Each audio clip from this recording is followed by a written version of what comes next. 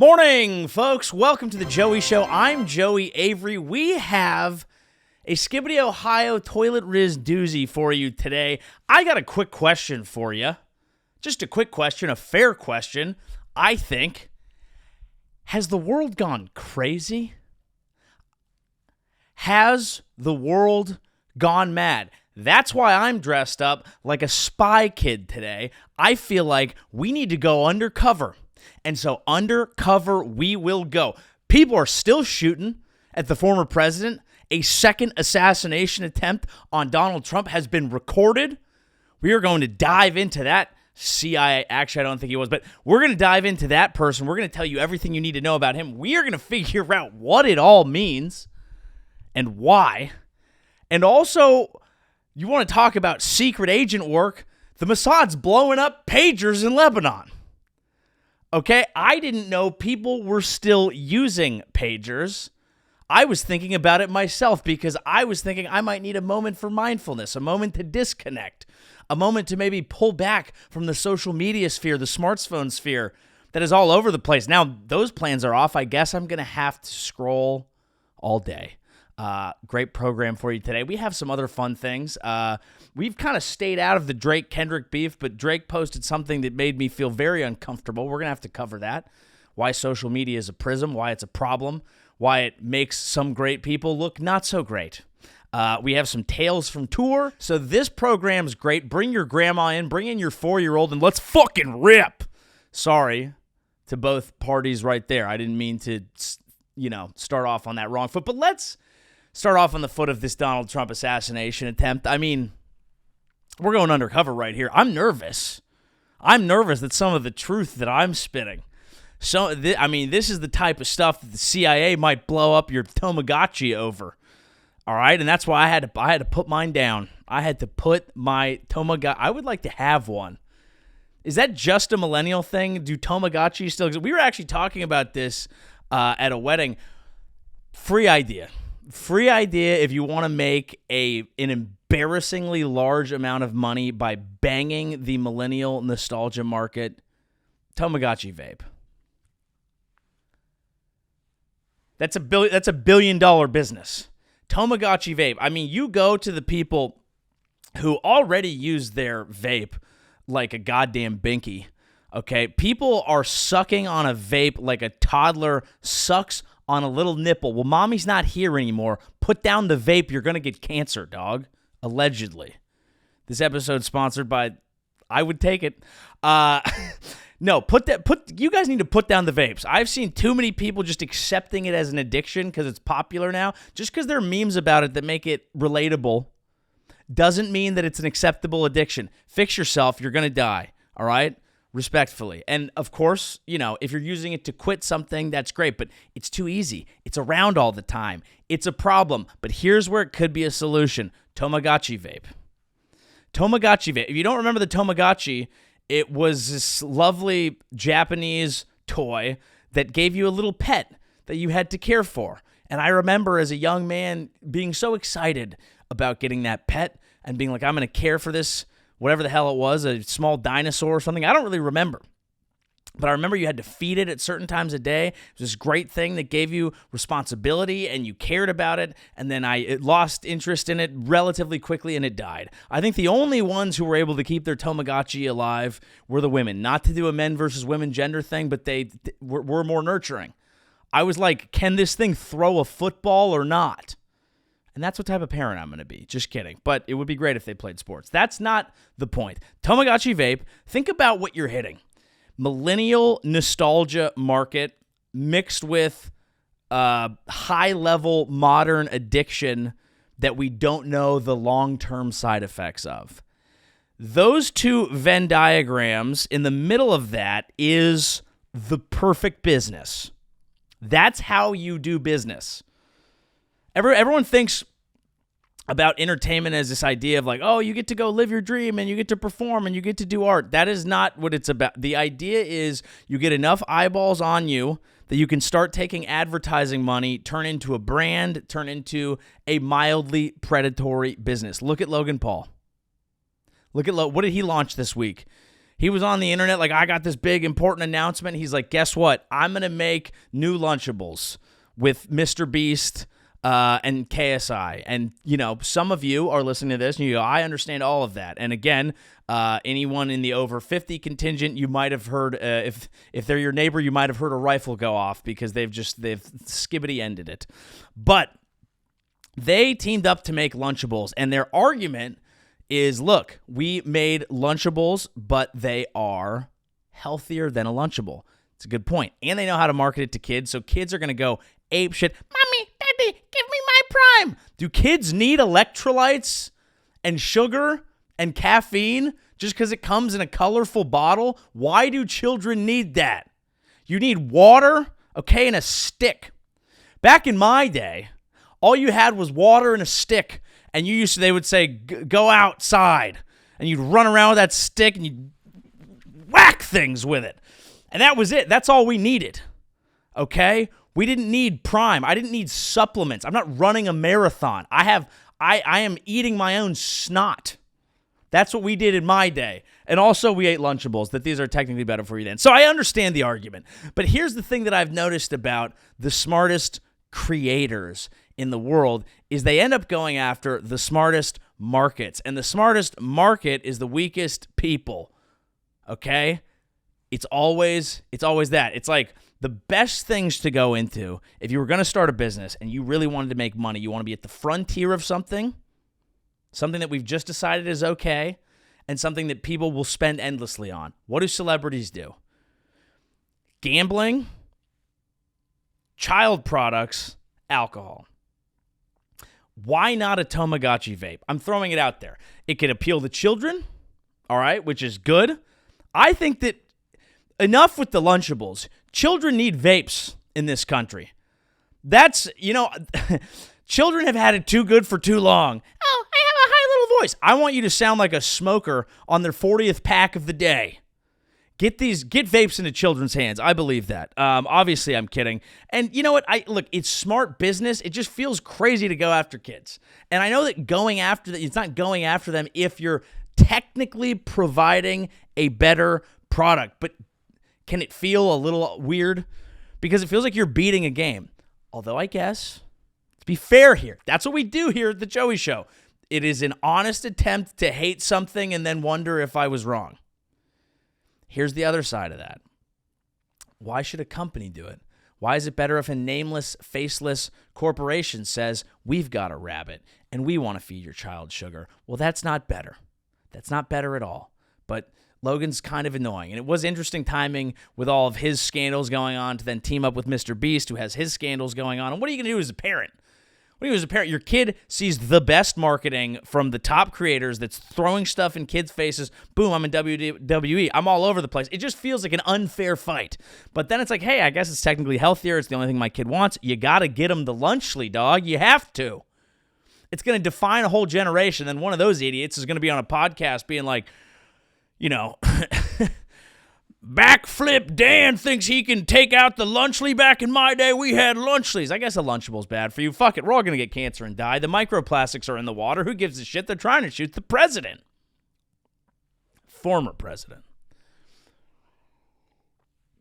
Now, this whole thing has been very interesting to me because I looked at the guy who shot at Donald Trump, Ryan Routh. I could look it up. Let's leave the computer over there. Who gives a shit if his name is right? He's a loser. He's a loser. I looked at the guy who shot him, and I was interested to find out who this person was. Still waiting on Thomas Crooks. Might have just been a guy who didn't get his dick wet. We talked about that last time. This guy did get his dick. He had a child, actually. But this guy, what's the best way to say this? He was a published author. I read an excerpt from the book. We will get into it. It's not great. It's not a great book. It's not a great book. But he was a published author with a fiance, and he was known to the New York Times because they had interviewed him because he had been he took it upon himself. He wasn't involved with any agencies, Ukraine, U.S., or otherwise. He took it upon himself, kind of a freelance, I want to get people into Ukraine guy. He was trying to take soldiers from Afghanistan and get them into Ukraine. Kind of just a move of like, come on, your life has calmed down. Don't you want to kill? Of course, I'm sure that, some of these people wanted to get out there, but like, is that really like, these guys finally got some time off? Obviously, maybe they're still fighting the Taliban. Things don't seem to be going great in Afghanistan. I'm not qualified, but they deserve a sabbatical, I feel like. You don't have to go straight from that to like, all right, boys, let's go rip Ukraine right now. I mean, these guys are tired. Anyway, I'm looking at this and I'm going, this guy engaged, finished a book, interviewed by the New York Times. This guy's living better than most of my comedian friends. I have a lot of guys that I know that would blow someone for a New York Times op-ed, for a little coverage in the New York Times, okay? That can barely buy a smooch, let alone a fiance, let alone one who's going to edit your book, that can't write a joke. I have trouble. I sat down to write a joke today. I gave up. This guy published a book? The content industry, there is a ruthless chokehold on it from the mentally ill. And I think that mental illness is a serious thing that I hope that we can wrap our heads and hands and whatever body parts around that will make it feel better for the largest amount of people. But I'll be goddamned if they don't destroy the rest of us in the content game. I mean, we've talked about it, but like Kanye, entertaining. The music's good. The interviews are art. Donald Trump, look, you can love him. You can be planning to vote for him. You can't look at one of his truths and tell me that he's cooking with all the ingredients at this point. His mental illness is derived from social media, I think. I think he has content brain. He lives in a vortex. He needs to do ayahuasca. I guess we all do. Is that the actual solution? Do we all just need to go to Peru and puke and shit until we feel good, and then utopia is on the other side? Because that's what every dude swinging a kettlebell in Austin seems to think. And sometimes you've been scrolling for 12 minutes. I'm like, they're probably right about that. So this guy, let's talk about this. Although before we dive into his book, it's interesting how I don't know how to say this, but I think everybody has been having a harder time sinking their teeth into this one. That doesn't feel great. I mean, the first assassination was really visceral, really intense, really sad, and then people got over it 4 days later, and I was like, that feels wrong. Love or hate the guy, that feels wrong. We live in a country. We almost saw a leader that is beloved to some subset of the population almost get capped, and we're just going to move on from that. And then this one happened, and I was like, God, do I have to read a USA Today article? It's hard to sink your teeth into this one, and sequels are hard, which is why I don't understand why Hollywood just keeps doing sequels and reprises and live action. It's like, guys, we're not going to love it as much as the first one. People are not going to pay as much attention as they did to the first one. You got to try something different. A lot of people have conversations around the Secret Service. I am, of course, joining the ranks. This is why I'm dressed like this. People are saying they didn't do a good job because the guy was there for 12 hours. They should have been there earlier. Funding problems. What do we need to do? They did catch the guy before anything happened. Can we give them some small props? Although they did apparently have to lean on the reports of an individual who saw the guy's car so that they could catch him, do a little better than that. Has the world gone crazy? The Secret Service, I feel like they used to be... I was watching a documentary called House of Cards. And in House of Cards, the documentary, the Secret Service, this was during the Frank Underwood administration, was so on the ball that they not only did no assassination attempts occur, they were so close and so focused and so in tune with the needs of the people that they were serving that one of the guys had a threesome with the half-gay president and his wife. That's the type of Secret Service that I believe in. I don't remember what year it was. I forgot from the documentary. But that was the Secret Service that I believed in. You want to be a part of the Secret Service? You keep secrets. You come get smoked out by Frankie Yu and Claire. Frank and Claire, they were a power couple. Whatever happened to them? Whatever happened to them? I didn't finish it, but I know they cracked out Meacham's cheeky poos. Spoiler alert for that documentary. Great documentary, House of Cards on Netflix. Whatever happened to Kevin Spacey's breaking character? Whatever happened to Kevin Spacey's comeback, though? I don't remember. So let's talk about Ryan Routh. I think we need to dive into his book a little bit.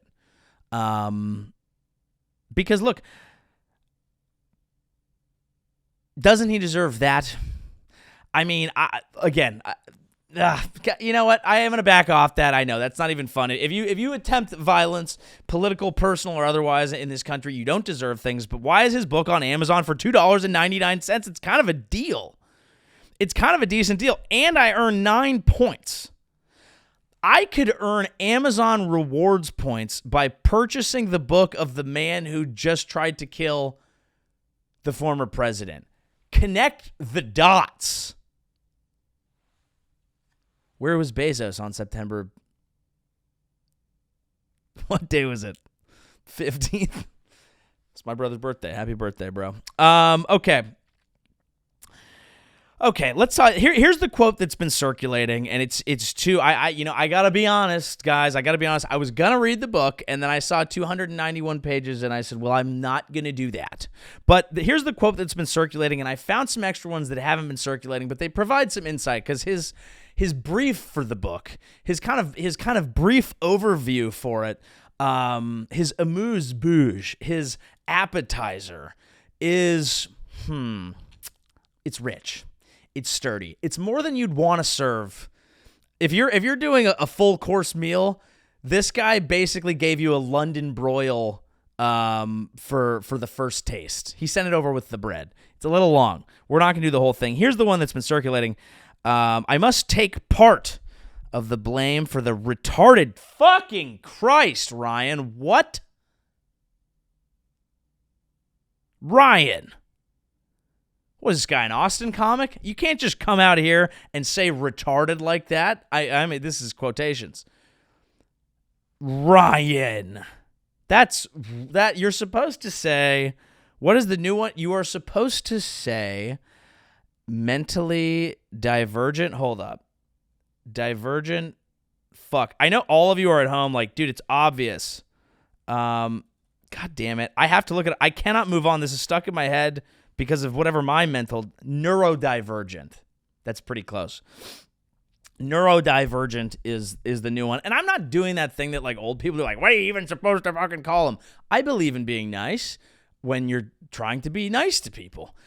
But what happens is whenever you do that, whenever you come up with a phrase to refer to a disadvantaged group, and it is a nice phrase and a good phrase and a well-meaning phrase, eventually mean and sometimes fun and charismatic people figure that phrase out and then have fun with it, and then it becomes a slur, and then you have to come up with a new one. And that's okay.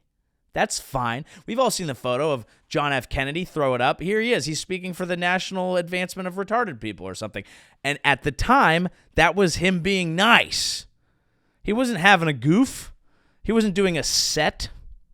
He was just trying to advance the retarded people. Now I've said it too many times. So neurodivergent is the one right now. It just means, I think, different. And it can mean anything because everybody has different. Of course, everyone's brain is different, but it means you have a certain je ne sais quoi. A certain, I think that's French for what the fuck is that? And it means just like, yeah, people are different. Like some people, like Elon Musk is neurodivergent. That is true. And you could, but so are some of my favorite TikTok creators. Because that's what I do like to watch. My favorite guy is, he is a gentleman who has Down syndrome, and he likes to eat peanut butter. And I'm not saying this in any sort of funny way. I've probably mentioned it before. He is genuinely, authentically one of my favorite creators because he's having fun. That's right. I did talk about it. It's authenticity. Yeah, peanut butter's good. He's like, you got to eat more of it because it's good. Please eat more peanut butter. And he's got a heavy Down syndrome, and he looks like he's having fun, and it's beautiful. That's also so is Elon Musk. It's a blanket term. It just means brain go different. And of course, everyone does. But eventually, people who are mean and not very nice and sometimes funny are going to have fun with that word, and then they're going to call people like, you got a couple of NDs over there, a couple of divvies. I haven't come up with a good one yet. Divvies is pretty decent. That girl was a little divved up. See, that's kind of what it is. You would say, how was your date? Sweet cans, but that girl was a little divved up. And that would not be a nice way to review a date, but that would be something that people would say. She was a little, she was stacked, but boy, was that girl divved to high heaven. And you'd go, oh, was it like legal? And you're like, yeah, for sure. It wasn't like that. It's just like, she had a stress ball with her, she was playing with it, and, definitely a girl who would have cats. And there's nothing wrong with that at all. Girls with cats are having a moment. Anyway, we're halfway into the quote. Ryan Routh says, I must take blame for the neurodivergent. I must take blame for the divved up child that we elected for our next president that ended up being brainless, Routh wrote. But I am man enough to say that I misjudged and made a terrible mistake, and Iran, I apologize. Do we think they're reading that? Do we think the Shahs are like, well, we got to read? Did you get that hot copy of Routh? He apologized to us directly. If you're speaking directly to countries, might I suggest you're a little divved up, stay away from the guns. It's a humble suggestion. You are free to assassinate Trump as well as me for that error in judgment and the dismantling of the deal. Ryan! You're not that important. All shooters suffer from a serious case of main character energy. What is main character energy? You know what it is. It's fun. It's what I like to engage in when I'm at a festival. Oh my God, I'm wearing bright colors. Oh my God, it's all about me. Take my picture. It's annoying. It's disgusting. It's fun. But not fun if you have guns and you talk to countries. Here's a little note to everyone out there. Maybe you need to hear this. Maybe you're having a bad time. Maybe you think you need to address a country man to man. Maybe you're looking at Iran saying, hey, Iran, hey, dog, that's on me, homie. That's on me, homie. Yo, Shahs, Ayatollahs, hey, bro, God bless. Turnabout's fair play. I don't even know if I used that right. This one's on me, dog. I get you next time. Let me get you a six-pack. Oh, you don't drink? Here's a goat.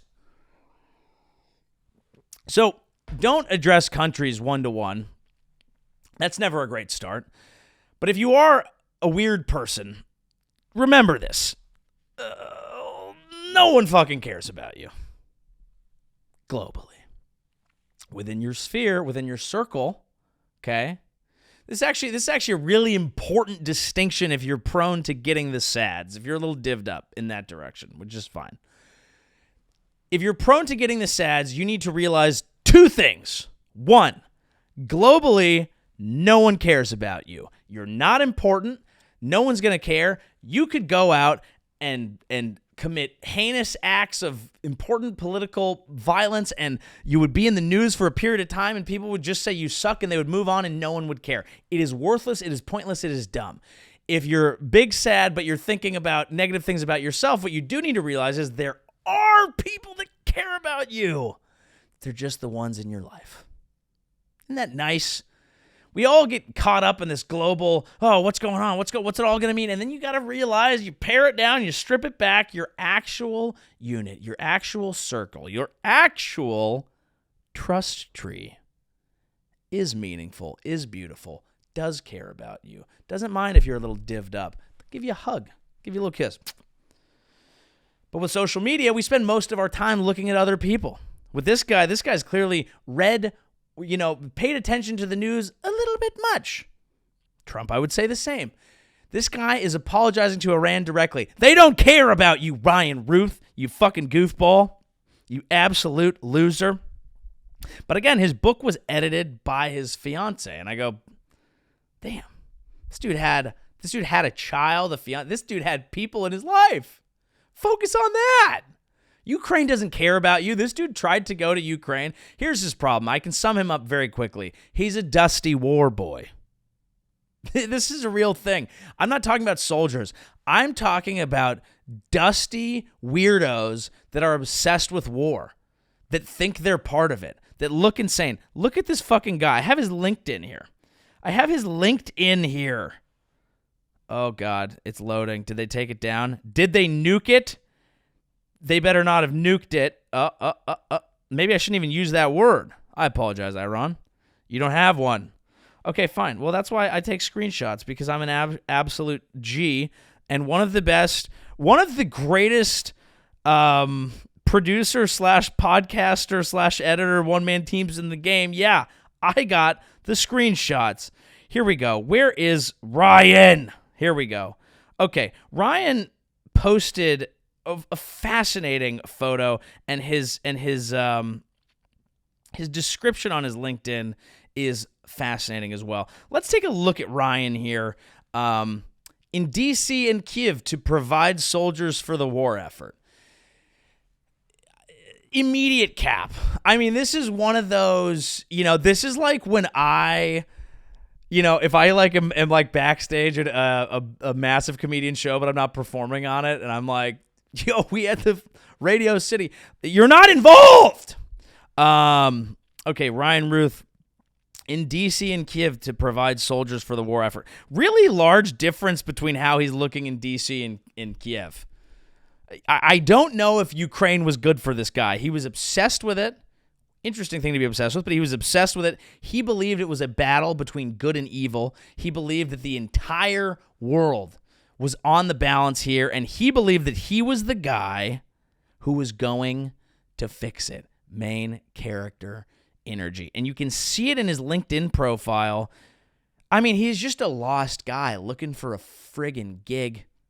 He thought he needed to save the world, and no one really wanted him to help. Here's his LinkedIn. Constantly focused on contributing as much as possible to the community. That sounds nice. Always trying to put in far more than I take out. Work has never been about money, rather building frameworks for people to thrive and succeed. Being mechanically minded, I enjoy blah, blah, blah, blah, blah. Having passed along any meager remnants of myself in North Carolina and relocated to Oahu. Well, I'm sure the Hawaiians loved that. That's what the Hawaiians want, is the meager remnants of a man from North Carolina. Yeah. Not only give me a haole, give me one who is already admitting that his life is on the rocks. What does that mean, Ryan? What happened? Everyone's focused on what happened in Kiev. What happened in Charlotte? What is this guy, Bryce Young? What is this guy? Oh my God, I forgot. We have to do it. Oh my God, Carolina Panthers. We have to do our update right now. And yes, we will do our Thursday night football pick later, 1-0, obviously. But we do have to do our meter. We do have to do the how wet is Dave Canales' dick about to get meter. This was a bad one. Chargers 26-3. That is bad, okay? That is bad. Bryce Young is getting sat. You're getting dog walked by a Chargers team that is a little light on talent, but they're not light on heart. Coach Harbaugh's got the boys fired up out there. How wet is Dave Canales' dick about to get? It is raised from last week. I don't remember what last week was. I'm going to put it right now at an 82. And again, I don't want it to happen. I don't want it to happen at all. I don't believe it's going to happen. I believe that his will and his spirit is more powerful. It's purely a football analysis. He's benching Bryce Young in week 2, but that's not the point. Ryan Routh back here. He's constantly looking for collaborative opportunities which yield the most public impact for the improvement of our society.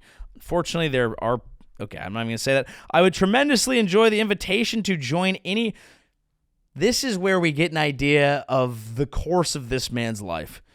I would tremendously enjoy the invitation to join any monumental worthy cause to bring about real change in our world. I am certainly free to relocate to any remote location on the planet that might render the most positive impact or right around the corner creating something unique and magical. If you are working on any sort of interesting project, I would appreciate an invitation to join your team as an economical, energetic, unrelenting partner to help push your hopes, ideas, and dreams forward as fast and as far as they can go. I look forward to your ideas and input and curious what amazing things we might create and build together. What a fucking loser. Truly. Genuinely.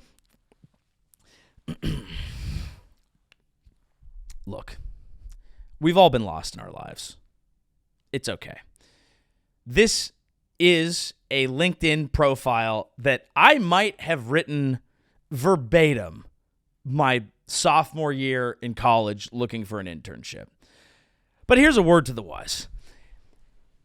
If you want to make global change, if you want to be a part of something important, life-changing, if you want to make sure that your life has meaning that is far beyond money. I don't, I'm willing to travel the world. I'm willing to make no money. The only thing I want to do is make a difference. Then you are fucked. Because that's just not really how things work. Sadly. I mean, sorry, that is just not how things work. I wish that they did. That is what my entire, early 20s were about. I was like, I did marketing for this group that was all about sustainability. I was like, what can we do? I only want to work on things that are going to change the world for the good. And then you realize that fucking almost everything has a drawback. Now, that's not to despair. I'm not saying that life is meaningless. I don't believe that it is. I think life is very meaningful. But if you're up on LinkedIn being vague, asking for opportunities to change the world with no idea what you're going to do to actually help the cause, you are cooked. And if you're 60 years old, moving your meager remnants to Oahu, and you're like, I'll go anywhere, I'll do anything, I don't know what. This dude has 42 connections.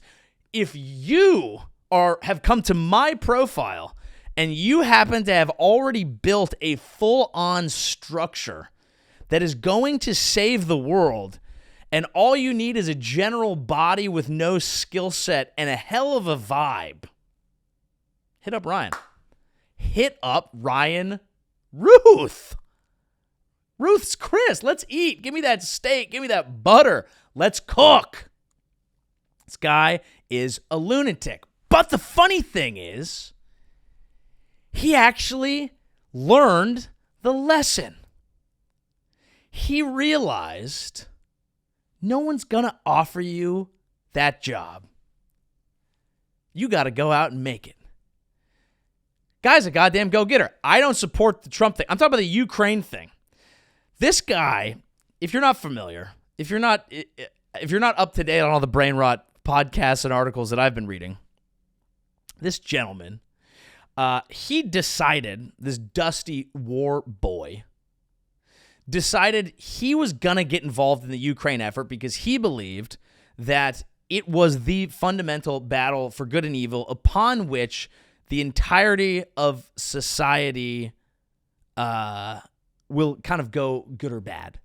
And so his main reason for going after Trump is that he was insufficiently supporting the Ukraine effort. Trump is just blaming Kamala and saying, they're trying to shoot me because he's flailing. He thinks it's his best bet to get back on track. Look, they're shooting me. Blame them.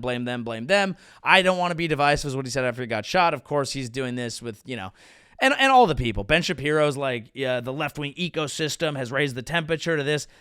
This guy this guy went to Ukraine, was involved in tangentially involved in the war effort. The Ukrainians will tell you, hey, we didn't have anything to do. He's a dusty war boy. Anytime a war starts popping off, I didn't realize this. There are a lot of like one step above, homeless level people that are just they're a little divvied up. And these people that are a little divvied up decide, I think I'm supposed to do that. And they just show up. And so you get kind of like drifters, you get former war, like actual former military who want to be involved. Some people who are ideological, who believe. I mean, I think it's a beautiful thing to do, to go support Ukraine if that is, I'm not, but by all means.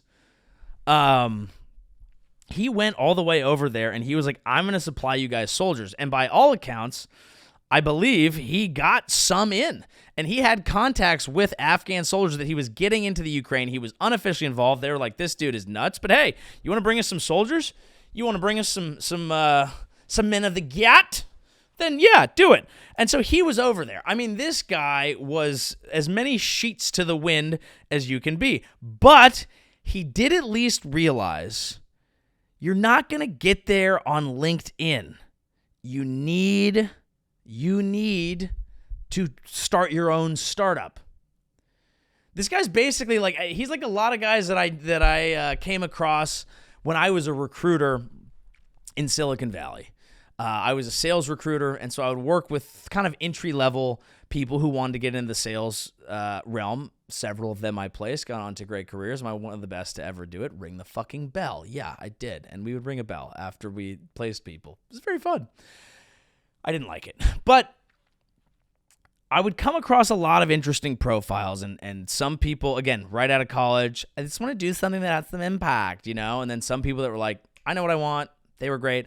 And then you would have some people that were different, that they watched Silicon Valley. They read the Steve Jobs biography. They wanted to be a part of the greater Silicon Valley scene in whatever way they could. And it was always, I'm coming up with an idea. I came up with ideas. I had a stupid idea. I got meetings with people at actual companies that had Series A funding, and they're like, yeah, fine, I'll meet with you. And I'm like, yeah, here's my idea. It's like a podcast network when people can listen to different podcasts on it, but it's structured like the fucking universe. I don't remember what it was. It was insane. But you could get meetings, and I would meet, and I had some of these guys, and like there was this one guy who was like, well, I wrote a book, and I made a board game, and I made a card game, and I've done all these things, and they didn't know what they wanted to do. They just knew they wanted to be around it, and since no one was giving them an opportunity, they're like, I'm gonna do it myself. That's what this guy looked at Ukraine like a startup opportunity with greater soul-based political vibes. This guy wanted to be a power player, and he's failed at roughly everything that he's done. This might get a little dry. I mean, there's no way that I can go through this. I mean, his whole, Jesus Christ, the intro to the book is running off my screen. This is the Amazon. I'm going to put it up. This is the Amazon description of his book. Verbose. I mean, the guy, something happened to his brain, because in the LinkedIn, he's a lunatic, but he was concise. In the book, the name of the book, Ukraine's Unwinnable War, The Fatal Flaw of Democracy, World Abandonment, and the Global Citizen, Taiwan, Afghanistan, North Korea, and the End of Humanity. It's too many things. I get the SEO value. I get it. I post these on YouTube. Hey, what if we just pull everything in here? No. I'm just going to start, and we're not going to do the whole thing, but this is just where his head was at. Roosters crow, and I sit here at 5 a.m. I shot a white rooster yesterday, and they normally run off screaming, but this one was paralyzed and could no longer walk, and was dragging itself along with its wings. Period, space, period. Who's his editor? His bitch fiance? Fix the typo, you dumb twat!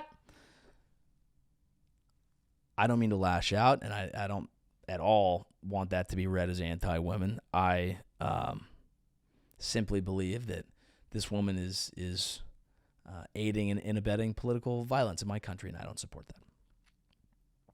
Be a good editor. A short time later, one of the Afghan soldier escapees sends me a video of a Taliban man who has stabbed a civilian and grabs him by the hair and proceeds to cut his neck, sawing the knife back and forth with great effort to remove his head while the man's arm is flailing back and forth in a weak attempt to defend himself. I did not have the stomach to even watch and fumbled as I tried to make it stop. My Afghan soldiers longing to escape being murdered sent me countless videos and photos of the barbaric cruelty that I cannot even fathom. What value do we put on the lives of life around us, and what atrocities can we justify? That's an interesting line. Now, this is a dark intro to a book. Gripping, not horribly written. Do I need to edit that for you? I'll ask somebody. It's interesting that he gets to this. What value do we each put on the lives of life around us, and what atrocities can we justify? This is interesting. I'm not going to go on here, on and on and on, but this is he's kind of foreshadowing. The fact that he is even open to questioning that, I think on the one hand gives us an idea of where he was at, and on the other hand, you end up getting to this point where he tried to do what he tried to do. And I think what happened is we had a crazy person who wanted to be involved, who had main character energy, who wanted to save the world. He got involved in Ukraine and made contacts with Afghan soldiers and was trying to bring them over to Ukraine. He got radicalized by being a part of this entire, you go over and you are now in the war economy, and now war is life and life is war, and America is very disconnected from all of that, and thank God that we are. So now his brain that was already broken, that already thinks he wants to save the world, is steeped in violence and tragedy and horror, and he believes he alone knows the solution to all of it. And craziest of all, he dyed his hair Ukraine colors. That's when we know he snapped. But I think that's enough on that. I mean, I wasn't planning to do that much time on that. I mean, what are we? Holy cow. 42 minutes in, we've only done one story here. Well, I hope you were interested in the story that I told you wasn't interesting. But here we are. God, what else was interesting? Oh, Israel's blowing up pagers inside of Lebanon. That's not nothing. I read that and I said, how? And a lot of information has unfolded over the past few days. I have kept up with that information. I'm going to provide it to you. Knowing how the internet works, there is a certain percentage of people, if we think of the pie of humanity, the online strudel, if you will, some people, a story hits and you follow it for about 3 or 4 days, and that's good. Some people follow it for a year and really understand the full implications of it and what actually happened, and that helps them inform their worldview. That's why we brought back the Nord Stream pipeline story a couple days ago. I don't do it as much as I should, but I try. That's great. And a lot of people see one headline and then go on Twitter, and then that's it. And those people will not be made to feel more comfortable by the fact that the Jews are blowing up people's personal devices. Don't clip that. Don't clip that. Don't clip that. That's not what I said. Don't clip that. That's not what I said. Don't clip that. That's not what I said. It's not what I'm saying. Bonk. No, that's not what I'm saying. But it, at a rudimentary level, it is what happened. It's a fascinating story. So Hezbollah was communicating via pager, mostly as an effort, as I understand it, for mental health. They found that a lot of their freedom fighters, terrorists, depending on how you view them, were feeling more disconnected from their family life, kind of felt like social media was a large vortex that was making them feel devoid of meaning and sad, and cyberbullying was a thing in Hezbollah. People were saying, "You look fat." And they were like, I need to unplug. And so it was a mental health initiative, as I understand it, that the head of HR for Hezbollah was undertaking, kind of saying, take some time off, unplug, we'll page you if we need you. And as I understand it, was going pretty well. People were spending more times with their family. They weren't online. And then the other thing with Hezbollah is they were so sick of clip culture. I mean, it's just like, ugh, like, we're trying to commit, terrorist or military action here, and all people care about is if the clip went viral. Like, what if I don't have a good camera when I do something? And what about everyone?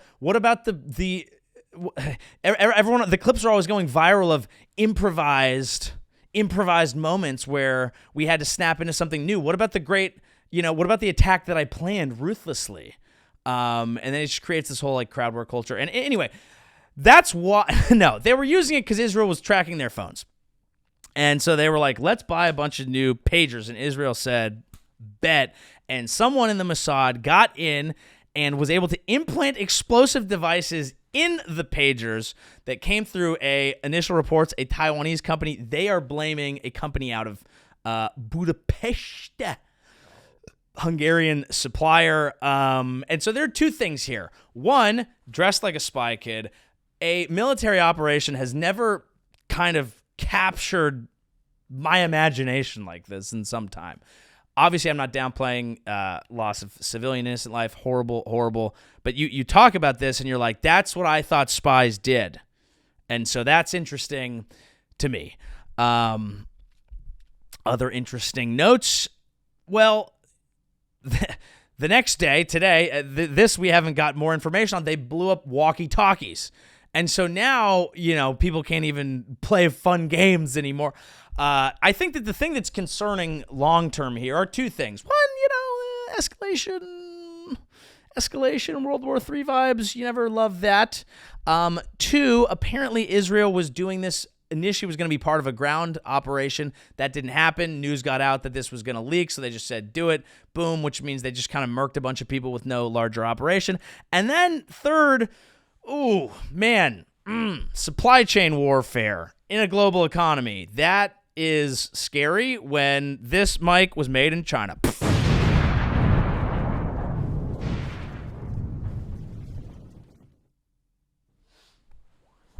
I assume. So yeah, that's a scary new theater for warfare. But it is interesting. You can't say it's not that. Is World War III coming? Let's hope not. I read an article, it was an opinion piece in the Wall Street Journal that basically, the gist of it, we're not going to dive into it, but it was basically like, the deep unseriousness of America is forecasting the end of what's known as the Pax Americana, the American peace, which is the most peaceful time that has ever existed on planet Earth due to our raw strength and absolutely having that dog in us. But between the fact that our politics are deeply, deeply, deeply unserious, and Trump has not helped that at all, and the fact that we are weaker on the world stage because of how divided we are, and also we are to some extent weaker too because, and this is a darker thought, but we haven't really had to practice on the ground like some of the other people that are doing war, that it could be forecasting some seeds of a really horrible thing could be coming. Some alliances, no limits partnership between China and Russia. You've got North Korea in there. I mean, you would have great reason to be scared. But what I would say is don't get all Ryan Routh about it. Don't become a dusty war boy weirdo. And also that, look, the world is always a dangerous place, right? It always has been. It always will be. That doesn't mean that we shouldn't try and do a better job. It doesn't mean that we should try to make our politics more serious. That's what we do on this program. This program is all about making politics serious. That's what the 12 is all about. We make politics serious. Do we do that? Probably the opposite. We make it fun. Maybe that's what maybe if we made it more fun, then people would stop fighting so much. Maybe we should give them bubblegum pagers that don't explode, and then they just go pop, and then you go, you got us, and it's like paintball. Am I trivializing? Fine. It's what we do. I'm not a foreign policy expert. I just play one on TV. Look, I don't know what's going to happen. I do think this is an interesting, I was reading a book.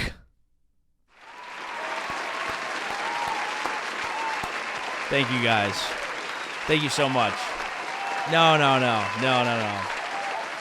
No, you shouldn't have. Yeah, no, yeah. No, you know me. I'll be out here reading. Come on, man. Yeah, I was reading a book, Think Different by Adam Grant. A great recommendation. It talked about an interesting. It was a little piece of the psyche, okay? And it talked about they did a study. I believe it was at Columbia, and it was about people who have differing views on wedge issues. Just issues that people are never going to agree on: abortion, gun control, things like that. And they did a little experiment where they made you read an article. They knew what side you had. You had to talk to someone else and see if you could come to an agreement. They made you read an article. And if they made you read the article that presented both sides of the case evenly and without twist, without ugliness, just even, like, fair philosophical conversation of each side of the debate, it took people who completely disagreed and it made them agree 46% of the time. They came out of the room with an agreement. That sounds amazing. That's a great 46%. That's more than we could ever expect, except for the fact that he went on to do something far more impressive. He randomly assigned some pairs to read another version of the same article, which led 100% of them to generate and sign a joint statement about abortion laws. What could that be? That version of the article featured the same information but presented it differently. Instead of describing the issue as a black and white disagreement between two sides, the article framed the debate as a complex problem with many shades of gray, representing a number of different viewpoints. Well, shit, fuck, howdy, if that isn't what we talk about every time on this program. All these issues are incredibly complex, and our entire system and the apparatus that surrounds it, the incentive structures for the people that take place in the important rooms in Washington, D.C., for the people who sit at the news desks who report it to you, for a lot of the people who sit and podcast, everyone except for me. The incentive structure for a lot of people is to advocate to sway. That's just how our democracy works. Which is what it is. I'm not pretending like there's some better solution. I'm not Ryan Routhing it out here. I'm a realist. I'm not a friggin' idiot. Okay? I'm not divved up out here.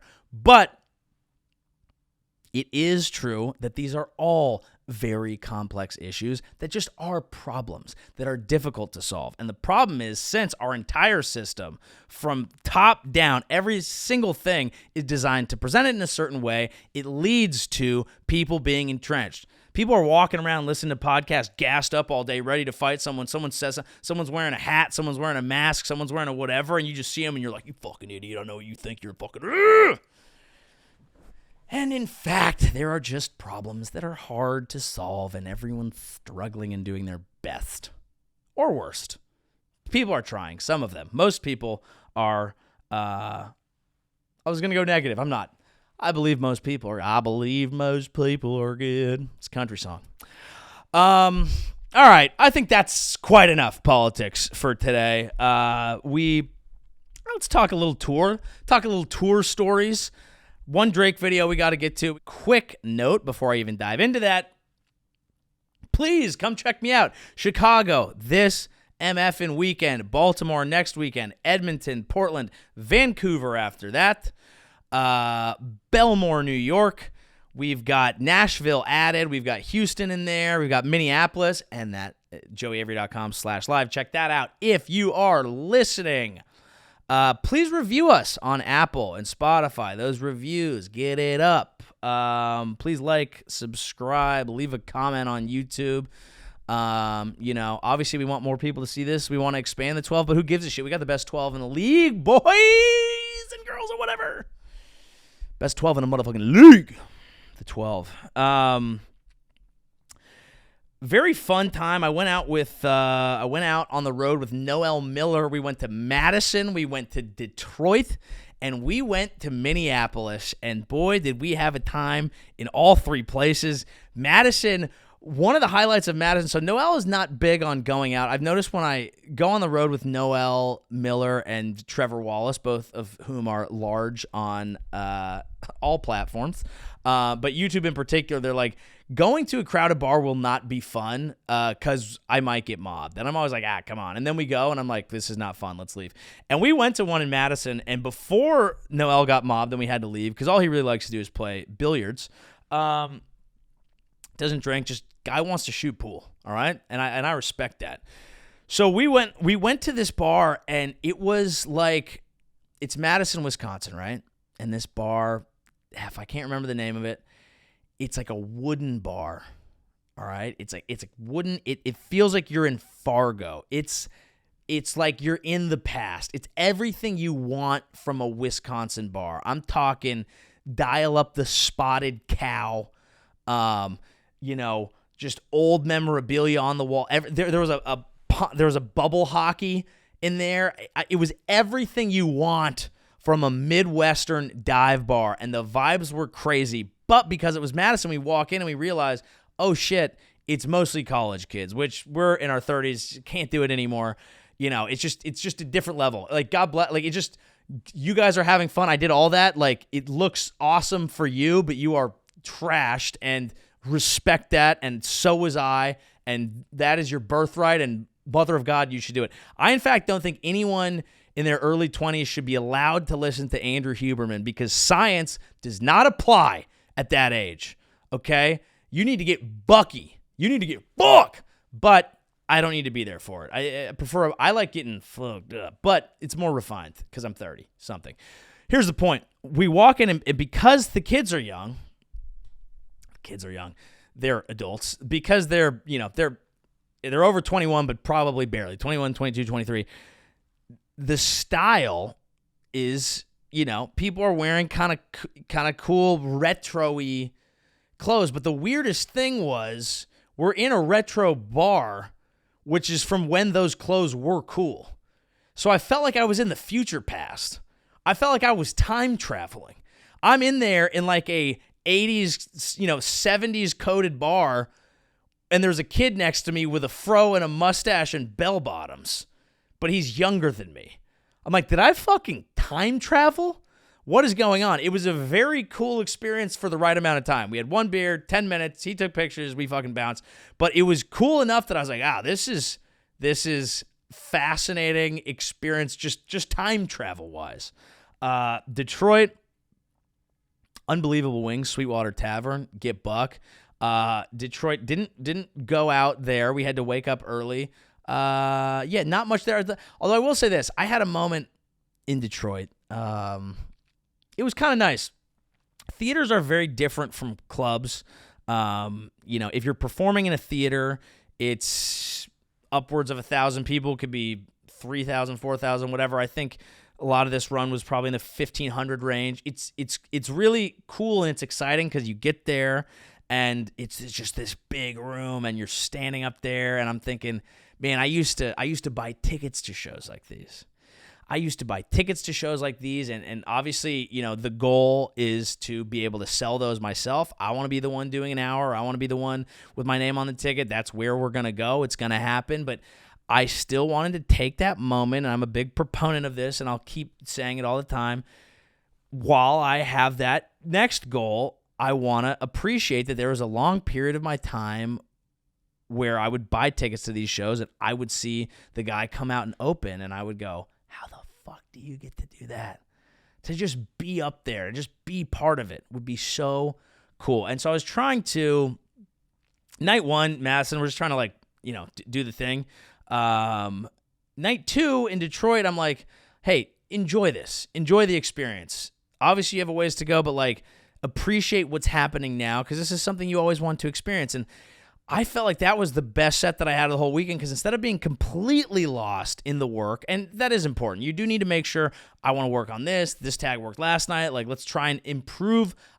Try to improve the set every time you do it. There's always a purpose for every set, but I was like, just try and be in the moment for this one, and it was so fun. Detroit was the best crowd of the run, and it was just a great time, and I felt like it was just a little moment of like, oh yeah, remind yourself, because it's so easy to get caught in. We flew 4 straight days in a row. It was so easy to go on to the next. What do I have to do? It's a vortex. But I was like, experience this. Enjoy it. It's why you're doing this. This is why you're not having, obviously I had fun, but this is why you're not at home with your wife and your friends or your family or whatever. Like, this is why you're on the road, to experience this and not just make it work.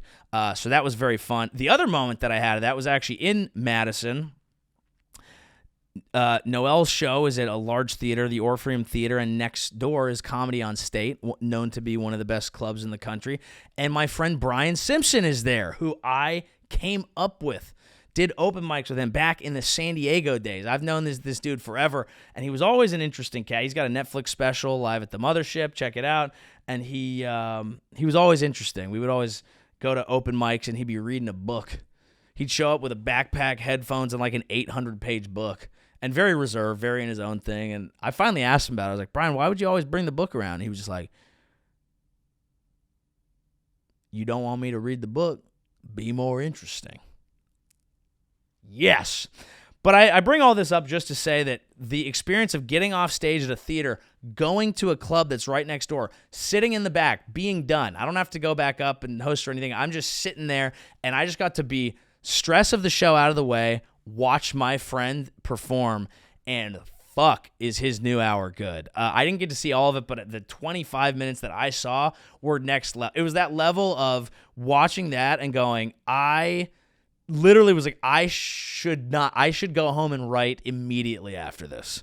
Like, it was just this level of just taking a concept and just going deeper and deeper and deeper and deeper and hitting a topic that I've heard comics talk about, but then taking it through this personal, emotional level. It's just, there are moments in stand-up where you get really caught up, and I think this is true for every form of work. It's really easy to get caught up in the day-to-day, what has to happen next, what do I need to do next, why do I need to do it? We get this to-do list Adderall brain that's just, what am I doing? You're barely existing. You're just do. And I do think there's a place for that, because I don't know how I would get anything done if I didn't. But something snaps you out of it, and it was like sitting in the back of the club. It was like watching, and it was someone that I know, but it was like watching a comedian my first few years, and I was just like, whoa, I didn't see where that was going. How did he do that? It got me so fired up about stand-up being cool and fun and not just a bunch of things that I have to do. Just like, ooh, wow, I can't wait to go home and try to explore a new topic and see what I can find. And the funny thing is, I got to have that experience, and I'm sure if I asked him about it, he'd be like, that set was all right. They weren't my favorite, but that's just how it works. Minneapolis, I was feeling pretty confident about the Niners, and I was able to get on the field before the Niners game and got tickets to the Niners-Vikings game. I was feeling very confident about it, so what I decided to do before the game was this. A weekend to be in Minneapolis. Y'all got the Vikings home opener tomorrow? Enjoy that shit tonight. Enjoy that tonight, because you're going to fucking lose. Let's go, Niners! Yeah. So, Niners did not end up winning the game, and that did not feel good. I did meet a couple characters. Clifford, before we take the shot, is there anything inside U.S. Bank Stadium that I should try and get? Some pussy. Okay, I'll see if I can find that. Cheers, Clifford. What's your name? Golden Leg. Is there anything I should try and get while I'm in there? They have margarita. Ooh. Down, it's like an iced margarita. It's down under 140 last year, but I'm going to see if they're still there. It is delicious. You have a great day, my friend. Golden League. So yeah, didn't end up working out great for me on that front, and apparently Debo is hurt, so not a great report from Niners land, but I did get a great Debo story, and I actually met one of his friends on the field there. Shout out to Trey. But I was at a bar in Minneapolis after the show. Noel was on. There was no drinks in the green room. I was like, I want to have a drink. 3-show run, done. Let's go have a beverage. And I was talking to the bartender. He goes, oh, you're here for the game? I was like, yeah, and other things. And he said, well, you're a Niners fan. I have a story for you. He said, I went to a wedding in Calistoga, which is Northern California. And I was sitting there at a bar with a friend of mine, and we meet a guy. And this guy's very nice. We asked him what he'd do. He said he was involved with the 49ers. He didn't even say he was a player. We asked him what his name was, and he said Greg. And he proceeded to be incredibly nice, and he said, you fellas are great. Let me buy your rounds for kind of the whole night. And then he steps out into the night after paying for their drinks and being really nice to them and all that. And they said, God, that guy looks familiar. That guy looks familiar. And so they looked him up, and it was Debo Samuel. So apparently Debo has a Bill Murray level alter ego where he goes to bars, makes people's day, drops a check, and disappears into the night without letting them know who he is, and his name is Greg. Now, I don't mean to blow up his spot, secret agents here, but I know that the 12 are not that mighty. So I think it's okay, and I want to share these stories now. And also, I almost find it hard to believe, but I want to believe. And I do believe that Greg is out there, the man that we need, the man who buys drinks for random dudes, random Minnesota dudes with a mustache in Calistoga. Shout out to Greg for that. Those are our tales from tour. And again, Chicago this weekend. That's going to be a movie. Going to head over to Barstool, check out The Yak. I'll be on Friday. But before we move on from football, I did a Thursday night pick last week. Usually it's considered a weird game to bet on because teams are on short rest, but we drop on Thursday, so it's the only game we discuss, and I know some of you don't give a shit about betting, so we're going to make it quick. We are 1-0 on the season, undefeated, one of the best to ever do it. Should I retire now? No. We have another bet on our hands. New York Jets versus New England Patriots. The New York Jets are home. My good friend Aaron Rodgers is under center. First Jets home game since the torn Achilles. The crowd is going to be buzzing. They got a win last week at Tennessee. They lost to the Niners, but they looked decent in that loss. And the Patriots are on a down year. First-year coach. No real quarterback. Talent still rounding out. The Patriots are plus 6.5.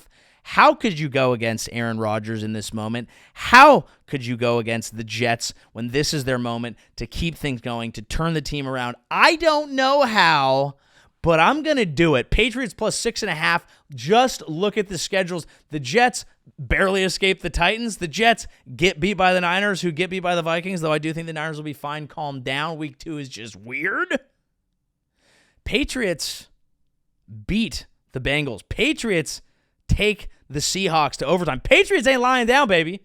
Patriots ain't lying down, and they know how to play a MetLife up there. Patriots plus 6.5. We are taking it with the damn points. But, and yes, finally, I guess the last thing I'll say, Aaron Hernandez show. Do we need it? Do we need it? If I see another ad for this show with this non-Aaron Hernandez-ass looking ass Aaron Hernandez, okay, I've seen the documentaries. I don't need the show. We're dramatizing this. How do they get the Patriots logo? Did the Patriots agree to this? Is this good for them? Do the victims? I didn't need this. I really didn't. Aaron just fucking smoking dudes out and with the gun and with the dong. Okay. All right. Yeah. Real quick here, because guys, I gotta be honest. I'm hot. I'm wearing a beanie, a jacket, and a turtleneck, and it's getting hot out here. But we gotta, speaking of the block being hot, we gotta talk about this Drake video. What the fuck is this? What in the living fuck is... Look, I have not been huge on the rap beef. I am not your go-to source for that information. I have mentioned briefly that I think pumping a song that says pedophile as a top 5 or 10 is maybe not great for everybody and all the kids that hear it, sure. And do I actually think Drake is a pedophile? I don't. Do I think he's maybe just, not a great guy who's a little hedonistic? And Kendrick's kind of beating him over the face with some come back to the Lord, motherfucker. Yeah. And you know what? I'm fine. I wish the best for both of them. I'm uninvolved. And then I see this video, and I don't know what okay, let's watch it. What's up? This is Drake, coming to you live from one of the most exclusive, private, and quiet omakase spots in the world. Michelin star Chef Jackie is here somewhere. Where's that edit? Preparing some exquisite dishes for us. Excited to welcome you back to Steak and Quiet Places. Come on now, give us something crazy here. Ooh. I know this is branded content. Sorry. But you made the content. Don't disrespect the fish. 125. Oh my god, this is huge. This is really big. This is really big. This is garbage. Oh, God. And 20 and 50. This is big. This is big. This is big. This is big. This is big. This is big. What the fuck was that? Drake. Hey, dog. Hey, dog. Brother. Look, I work in content too. I'll throw some branded shit in the feed every now and again. That's okay. It's smart. The amount of money he's making for that, we'd all make that video. What do I think? He made, that's over $1 million he got made for making that video. I understand that that's worth it. I understand he's contractually obligated. But when you're in the spot you're in right now, you're going to make that video. People are calling you a pedophile, and you're going to combat that by playing computer games inside a nice restaurant? Drake, what are we doing? That whole thing was creepy. He looks broken. He feels broken. The concept is stupid. He's disrespecting the fish. He makes a weird edit of the chef. He's playing a stupid... Slots! We're playing slots. Look, I will absolutely take money from a gambling partnership at any time because I gamble. I already said that it's unethical to some degree when you're famous like that. It's fine. But slots? Okay, now we're just preying on the neurodivergent community. You're talking about who's playing slots on their computer. You're bringing this in. He's got his special normal drink there. He sips it. They add a sound effect. They add a fish eating sound effect. I hate this. Maybe I'm overreacting. This is one of the videos I hate the most.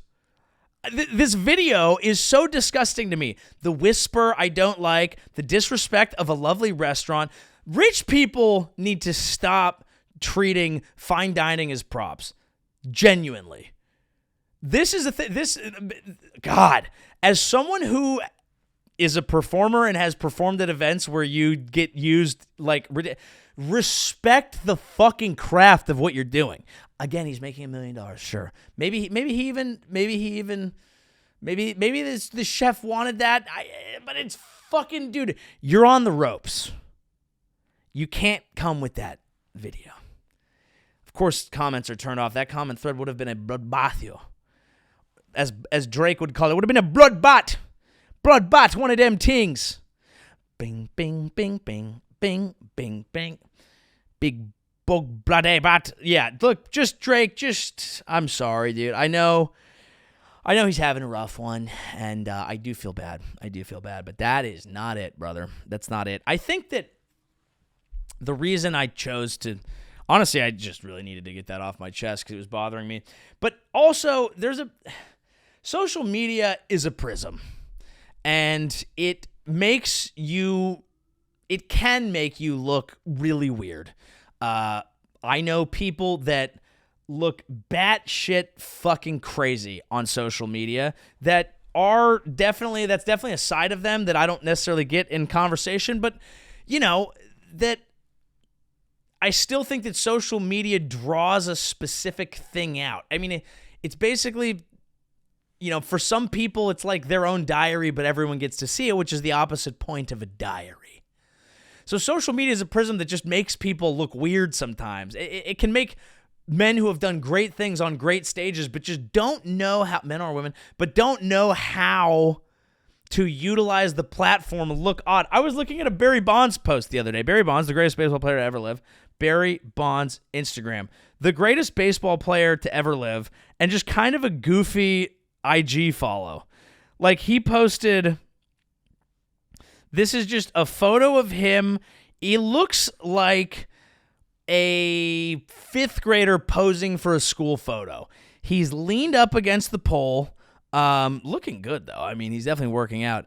The comment is, "My friends are right. I am either jeans and a polo shirt or jeans and a t-shirt. Crying, laughing face." I mean, it's an adorable, like, this does make me love him. It's as mean as he was to people, and as a big of a dog as he was, and the coolest shit that I've seen this man do. I mean, he is he's done things on a baseball field no one will ever do. But this is just kind of an odd way to see him.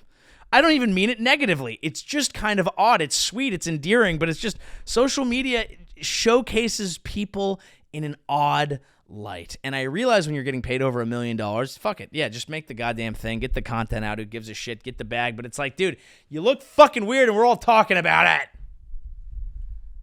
it. It's because it's such a big part of our lives. It's basically, my entire career is based on it. And even I'll post things that, like, later back I'll look and I'll go, whoa.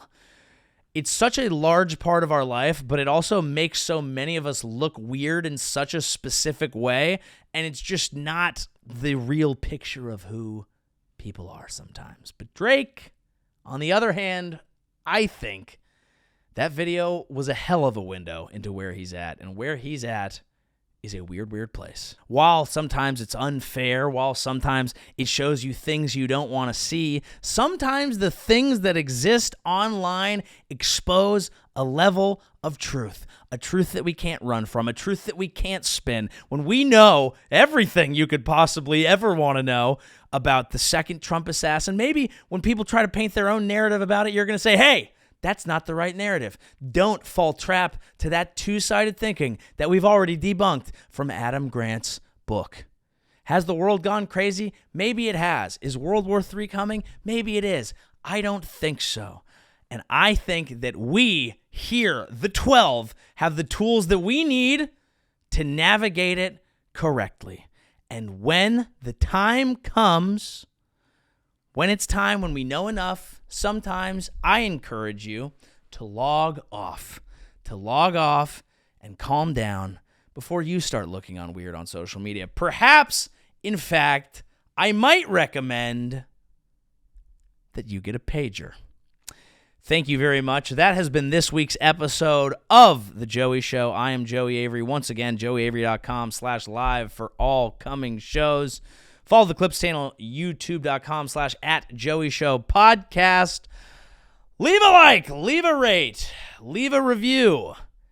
But if you're carrying a pager, watch out for the Thank God I have a podcast.